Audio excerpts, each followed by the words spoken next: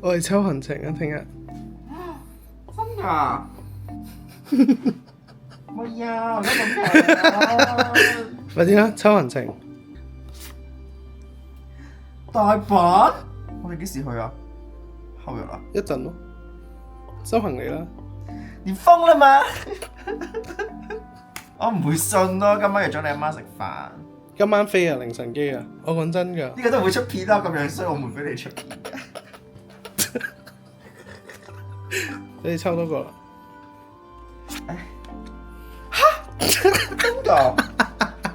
唔好玩啦！喂，呢個入咗嚟嘅？我唔信咯。咩啊？邊個上嚟睇貓啊？嚇？咩啊？真㗎？咩啊？執行李啦。真㗎？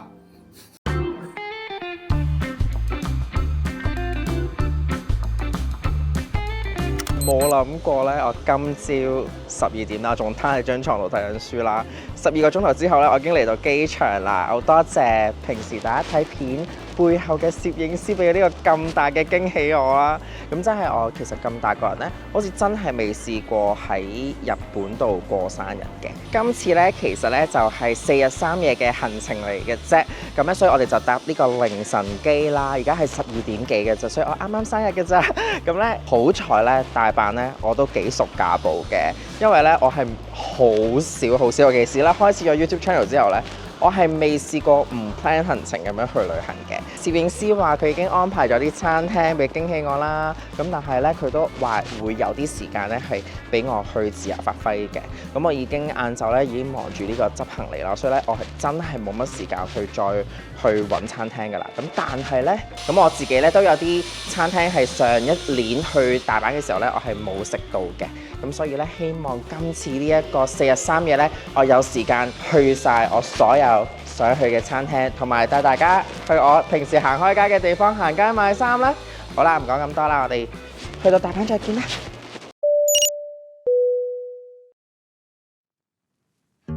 到咗大阪嘅關西機場啦，而家係朝頭早6點幾啫，好早喎。平時嚟到大阪呢，我哋都係會搭巴士出市區嘅，但係咧，因為今次咧，我哋 book 嗰間酒店咧係好近呢一個嘅南海難波站，咁咧搭鐵其實直接去到酒店附近咧，都係大約40分鐘左右嘅啫。咁所以咧，今次咧我就第一次真係喺呢個關西機場嗰度搭鐵出去嘅，咁然之後咧，而家就上咗去2樓啦，行緊去鐵路嗰度啦。我哋咧就係搭呢一個嘅南海快線啊，咁你見到咧，去到市中心咧都係34分鐘咋。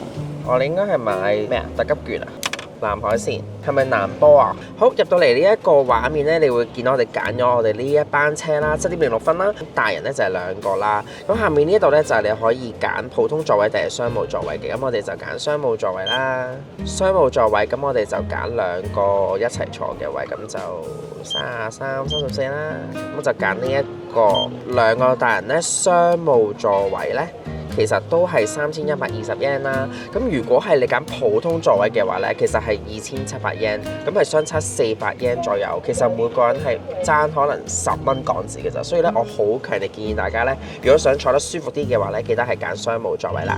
咁我哋就揀用現金俾錢。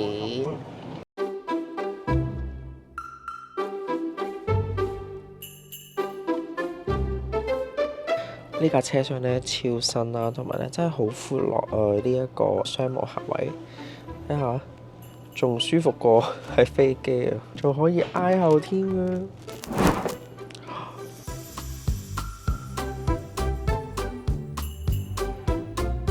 我哋到咗難波啦，真係好快啊！快過巴士咯，其實恰咗一陣咧就已經到咗啦，就已經到站啦。咁所以而家咧，我哋就由呢一個南海鐵路站咧，就行過去酒店啦。而家我哋都揾緊路嘅，但係咧一出嚟咧，其實就已經係高島屋啦，同埋有另外一個新商場嚟嘅應該。其實咧，我哋啱啱咧搭完南海電鐵啦，我哋喺難波站嗰度出嚟咧，你會去到呢一個平台啦，跟住咧一路連住咗呢一個商場咧，叫做 Number Park 其實就好大嘅 area 嚟嘅。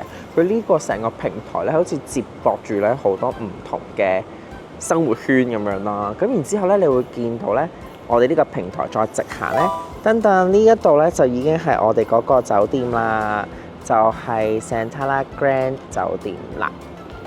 因為咧呢一間新酒店咧，其實係一間泰國公司開嘅酒店嚟㗎。咁而咧今日咧我嘅生日正日咧，呢一度咧就會有呢一個嘅泰國嘅潑水節，有個 festival 喎。喺個門口咧就有呢個好靚嘅水啦，有啲花啦，咁就可以俾啲好運自己啦。咁我都浸下，俾啲好運自己先。好眼瞓我真係通宵機。一出嚟酒店咧，平台就已經有呢一個 Lawson 啊，所以咧超方便。咁嚟到就梗係要食翻 Lawson 嘅炸雞啦。日本咧咁多間便利店嘅炸雞咧，我最中意咧就係 Lawson 㗎啦。我覺得佢好食過 Seven、Family Mart。真係好好食啊！佢係咧好嫩啊，裏面啲佢咧未必會係話好 juicy 嘅，但係咧佢個皮咧係好脆卜卜啦，同埋佢個肉好腍 B B 啊！有啲似咧好耐好多年前 KFC 嗰個脆脆雞柳嗰隻咧，好好食啊！呢個仲係8點幾嘅時間咧，咁啱啱食完 Lawson 嘅炸雞之後咧，我哋就決定臨時去呢一個大阪城，因為咧今日咧超好天啊！我哋本身 plan 咗第2日先至去睇櫻花嘅，咁但係咧因為而家實在冇嘢做嘅關係啦，所以咧就決定去呢啲捱住眼瞓都要去呢啲旅遊景點去影下寫真，係啦，睇下櫻花，希望仲有啦，希望唔會已經跌晒落嚟啦啲櫻花。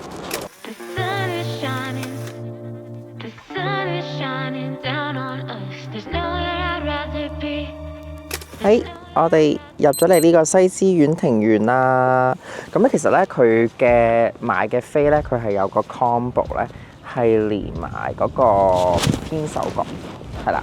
咁但係咧，因為我哋好多年前咧都已經入過去啦，咁啊睇歷史嘅咧就今日就冇乜興致啦，所以咧就淨係嚟呢一個 garden 度影下相、賞下花咁就算啦。呢度咧好空曠啦，可能但係今日禮拜日嚟嘅喎，但係咧係冇乜人嘅喎，仲有櫻花㗎。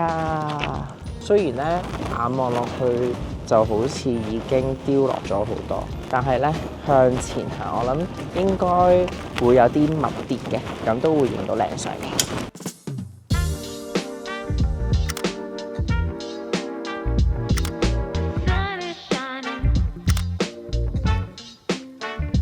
我哋啱啱等咗勁耐呢一個 golf cart 啦，因為咧真係唔想再行啦，好熱啊！大阪而家我諗都有成25、26度啊，正午，所以咧我哋決定而家就搭呢一個300 yen 嘅 golf cart 啦，咁就舒舒服服咁樣去翻地鐵站附近，咁然之後咧就可以搭鐵出翻去心齋橋食飯同埋行街。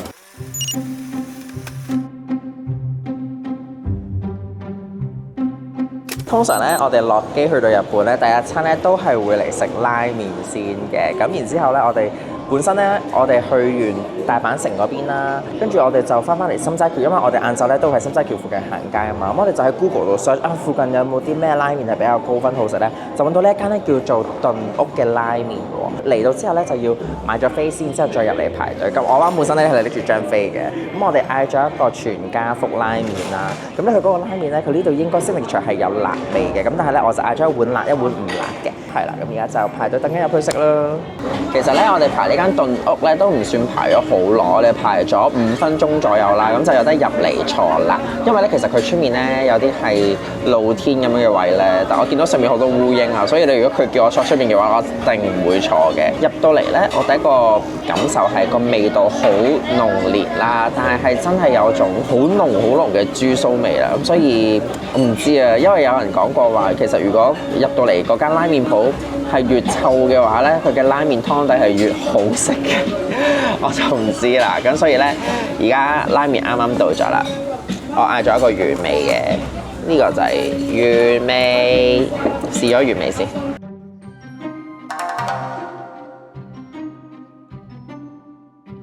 好啦，咁大家見到咧，佢嘅拉麵咧係超幼身嗰款拉麵嚟嘅，希望佢唔會好腍啦。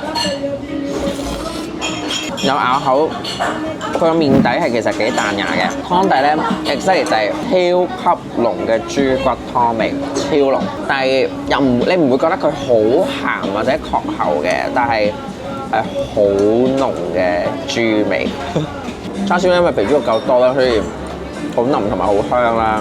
咁我自己中意食肥豬肉嘅人咧，我又覺得完全係接受，係我中意食嘅味嚟嘅。咁但係咧，其實我而家食咗幾啖麵，食咗叉燒。係幻想到可能我食多一陣咧就會好漏啊！味道上我就覺得湯底其實係正常咯，即係正常嘅豬骨湯底，即係冇一種令我話哇我一定要翻嚟再食嘅衝動咯，合格咯。個餃子唔合格啊！個皮咧係好似烚餃咁樣啦，我以為佢燶嗰啲位會脆啦，燶嗰啲位都唔係脆嘅，跟住咧裡面係腍滋滋一劈咁樣咯，餃子唔好食。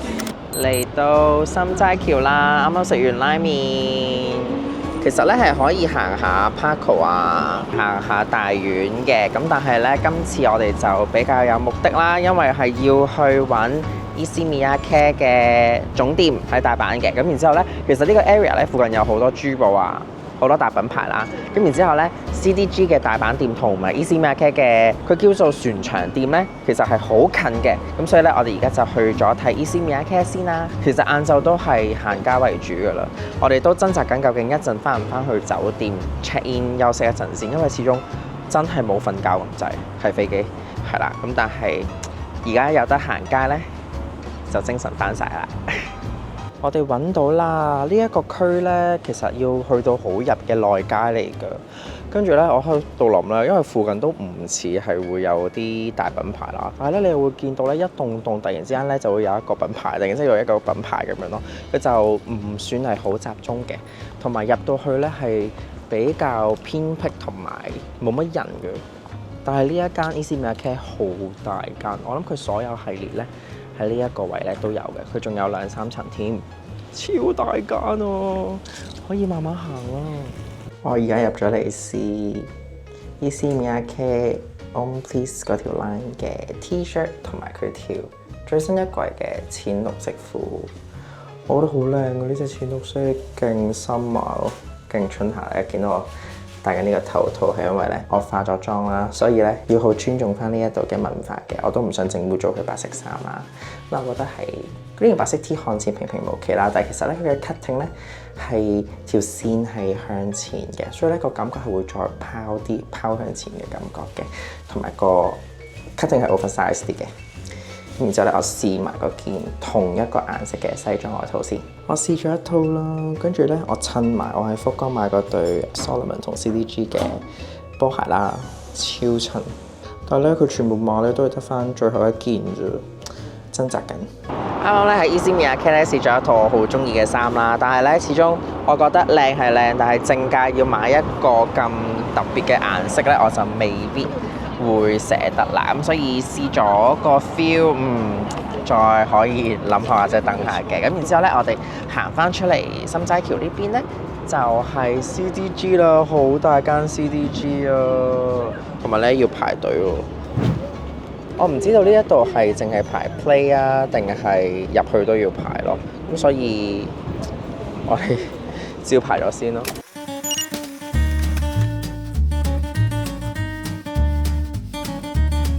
而家咧係第一日嘅2點53分啦，我哋啱啱行完 CDG 之後咧，真係好攰，我竟然連試衫嘅動力我都好少啦，咁所以咧就決定，既然3點鐘有得 check in 啦，我哋就翻酒店度幫啲電話啊、相機插下電啦，順便我自己都要插電啦，咁然之後咧，我哋就翻嚟酒店隔離呢一個 Namba Park， 咁其實仲有幾分鐘先至有得 check in 啦，咁我就諗住咁不如過去隔離 Namba Park 嘅呢一間我最中意嘅水果蛋糕度食個下午茶啦，橫掂都係要等啦。咁結果咧真係要排長龍咯。其實係我上一次嚟大阪咧，我係去心齋橋嗰間咧，又係要排啦。跟住咧，我每次去真東京咧都係要排啦。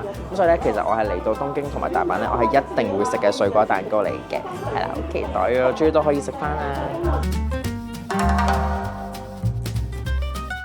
嚟到咧，我係一定會嗌佢士多啤梨味嘅蛋糕嘅。咁但係咧，其實佢最出名佢嘅千層蛋糕啊嘛。但係咧，我比較中意食咧海綿蛋糕多啲嘅，因為佢嘅士多啤梨蛋糕咧每一次都好好食㗎啦。咁我今次咧就嗌呢一個咧士多啤梨朱古力蛋糕。咁呢個係朱古力味嘅海綿蛋糕，但係就配普通 classic 士多啤梨蛋糕嘅 whipped cream， 再加新鮮士多啤梨嘅。佢個海綿蛋糕咧真係好滑、好腍、好鬆軟啊！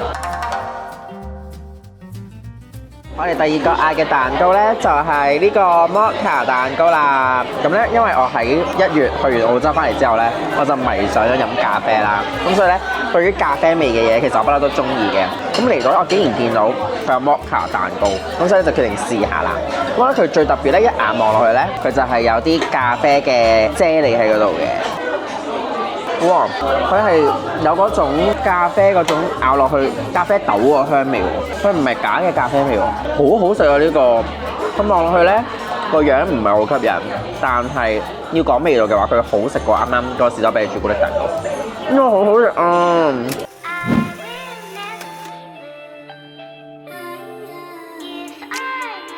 我哋而家咧終於都可以 check in 啦，而家係晏晝4點啦，啱啱喺隔離食完蛋糕啦，跟住嚟到咧，其實大堂咧樓底超高啦，超開揚啦，同埋佢個裝修咧係比較新啲嘅，佢唔係佢係5星級酒店，但係佢唔係嗰啲咧好 grand 好豪華，佢啲係好多用色啊，同埋用淺綠色咧。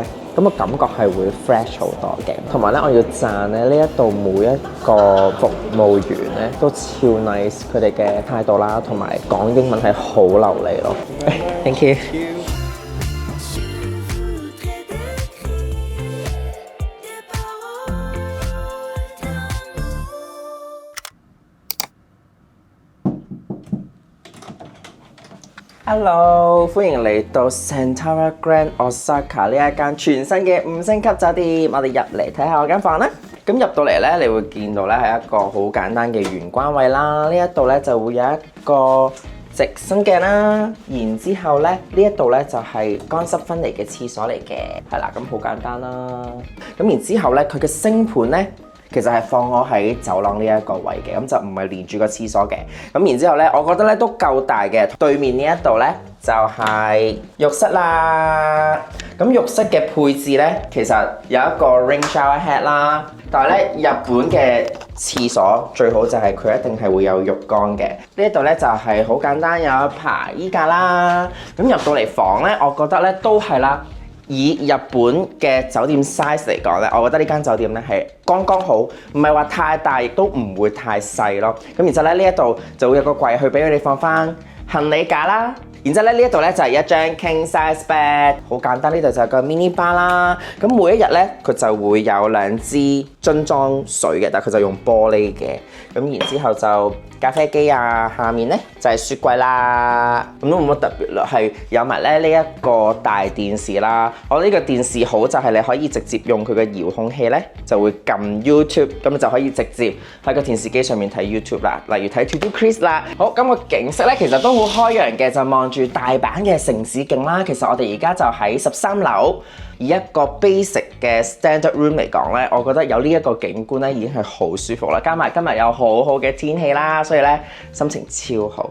咁呢一間 Centara Grand Osaka 嘅酒店咧，其實喺上年7月咧先最新開幕嘅。咁佢係咧 Centara 呢一個泰國嘅集團咧喺日本嘅第一間酒店嚟嘅。所以咧其實咧你入到嚟咧，你會見到佢會有好多泰國嘅風味，例如我哋有 Songkran 即係有潑水節嘅慶祝啦。樓下嗰個 buffet 早餐咧，個餐廳都係泰式。然之後我覺得咧最特別係咧，佢裡面全部嘅 receptionist 啦，嗰啲 waitress 咧，全部嘅 look 同埋個妝啦，都係好泰式。我以為自己去咗 Bangkok 咯，但係咧佢哋又有好親切、超 warm 嘅一個日式嘅款待，所以我覺得咧呢一間酒店完全係將泰國同埋日本嘅美學咧完美咁融合埋一齊嘅。咁我哋呢一個 basic 嘅雙人房咧就係1600蚊港紙一晚嘅，咁就為到800蚊一個人啦。咁因為咧可能我哋太趕急咁樣去 book 咧，咁其實好市區細好多嗰啲房咧都要成1200蚊一晚，咁你咧就決定試下咧呢一間比較新嘅大啲嘅5星級酒店啦。咁呢一個房型咧1600蚊咧係包埋2個人嘅每日早餐 buffet嘅。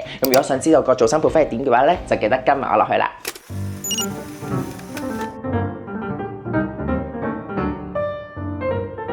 我哋啱啱咧翻到去酒店之後咧，真係昏睡咗成2個鐘頭，叉足電啊！而家真係精神晒啦。然之後咧，我哋而家咧就嚟到呢一個肥後橋站，咁就係嚟食我嘅生日飯嘅。咁咧，我呢個生日飯嗰間餐廳咧，原來咧就喺 Conrad 呢間酒店嘅上面。咁咧呢一間餐廳咧，據阿攝影師大哥講咧，係好出名食鐵板燒啦，同埋咧除咗嘢食好食之外咧，佢嘅景觀咧都係超級出名、超靚嘅。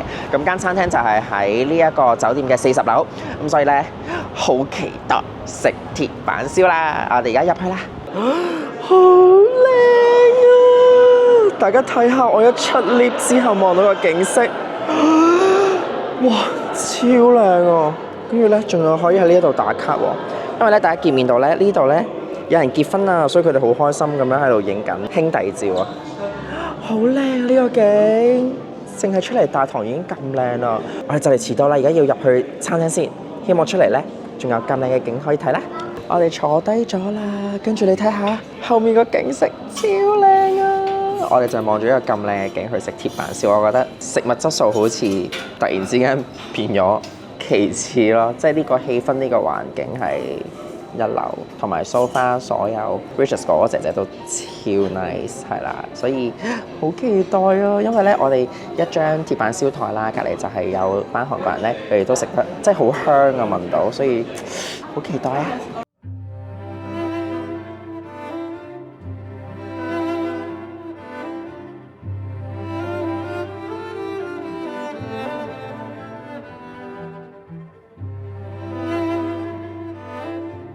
頭盤咧就係嚟咗呢一個咧，好似 sashimi 咁樣啦。咁佢就係話咧，佢係特別用咗，而家因為係櫻花季啦，所以佢就用咗櫻花再加埋梅嘅。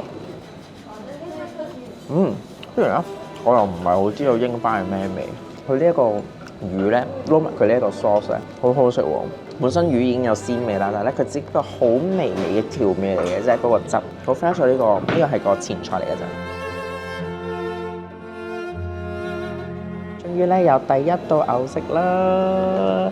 佢咧就係佢本身咧佢已經煎好咗啦，跟住咧我見佢晾咗個嚿牛肉咧喺上面都晾咗一段時間嘅，咁佢就話呢一個咧係一個就咁 roast beef 啦，佢下面咧就有啲好似應該係薯蓉嚟嘅，咁然之後咧佢就切咗每人3塊啦，然之後咧佢就淋咗啲燒汁上去嘅，噔噔，好靚啊啲脂肪分佈，哇！好好食咯，未去到入口即溶，但係佢嗰個腍度同埋個肉嘅香味咧，完全係 perfect， 好好食。試埋個底嗰啲先，薯蓉都好香，有牛油味咧，但係佢即使加埋佢淋上去嘅燒汁咧，都唔會太鹹，好香好好食。哇，好好食啊！呢個每人得3片咧，唔係好夠厚。咁佢咧其實個湯裏面咧，佢就即場落咗有好多魚啦，有蜆啦，同埋即場煎嗰隻蝦咧，其實咧師傅嘅刀法真係好好啦，佢係2-3下就可以咧將嗰個蝦殼咧完全分離㗎啦。你會飲到海鮮嘅鮮味啦，但係我覺得偏鹹咗少少。佢有呢個魚嘅，試下先。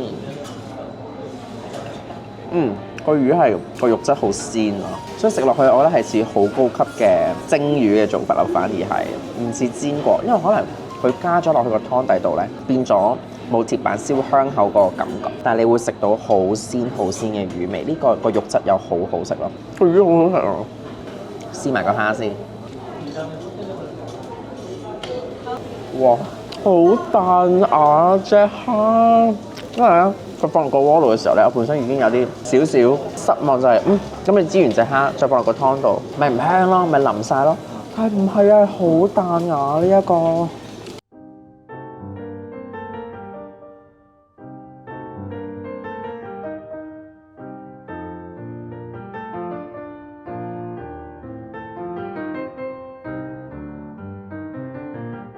咁啊，全晚嘅牛終於都上啦，超靚啊！見唔見到啊？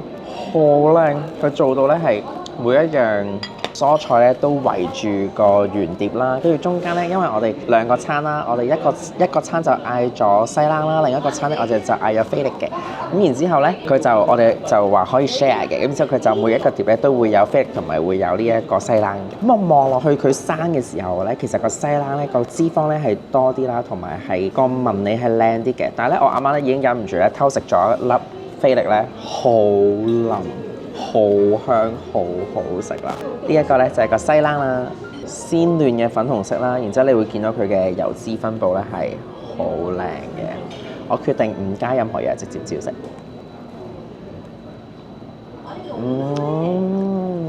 如果咧啱啱第一碟嘅烤牛肉咧，我啱啱咪話都好腍，冇入口即溶嘅感覺咧，佢嘅西冷咧就有啲入落去就會好似有啲脂肪溶喺呢個口度嘅感覺啦，好好食。試埋個菲力先，咁菲力望落去咧，佢係深色過西冷啦，脂肪咧係冇咁多嘅。個菲力都好好腍，菲力咧咬落去咧，牛味其實係香少少嘅，但係你要講口感質感同埋 overall 咧，我係中意西冷多啲，係啦。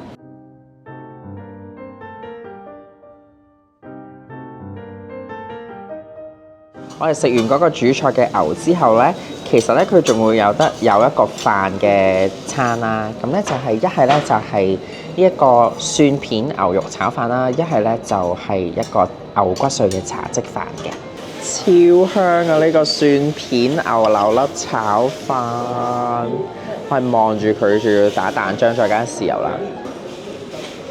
哇，粒粒分明，好好食啊！對於一個飯桶嚟講，呢一個真係全晚推到佢個高潮，因為真係好好食。個蒜香味咧唔會話超長，你又會食到有少少牛嘅香味喎。個豉油真係恰到好處，唔會落好多，佢冇落好多嘅，呢個係一碗嘅份量。好好食啊，真係。跟住咧呢一個嘅茶漬飯最特別之處咧，佢個茶即係佢個湯咧，其實係即場用牛骨髓，新鮮牛骨髓啦。我係見住佢煎完咧，再放落去嗰個兜度煮呢個牛骨髓湯出嚟嘅。咁呢一壺咧就係佢嘅牛骨髓湯啦。咁我以為係茶漬飯就咁係飯再加呢個牛骨髓湯啦，唔係咯。佢嘅面頭咧，大家睇下，佢仲要係佈滿咗咧呢一個用味噌醃過嘅牛西冷，好靚。佢中間咧仲要係，我覺得係啱啱好，我熬到呢個湯啦。咁我都明咧，其實佢煎呢一個醃過嘅牛西冷咧，佢特登做到應該係做到冇咁熟嘅，因為咧我倒咗呢個好熱嘅牛骨髓湯之後咧，其實個牛肉咧好似越南嗰啲湯河生牛肉湯河咁樣，佢係會慢慢變再熟少少嘅。我反而 prefer 呢一個湯多過啱啱嘅海鮮湯，因為咧佢係有牛嘅香味，但係佢冇嗰種鹹味，即係佢冇嗰種好鹹好死鹹嘅味咯。咁撈埋呢一個肉一齊食咧係剛剛好嘅。佢個牛超腍超好食，因為佢個牛咧，只要佢有味噌醃過，個味噌味係會搶過佢本身個牛味嘅。但係你就咁食到，你係會食到牛好腍嗰個質地，再加味噌嘅香味咯。然之後再加埋呢個牛骨髓湯飯。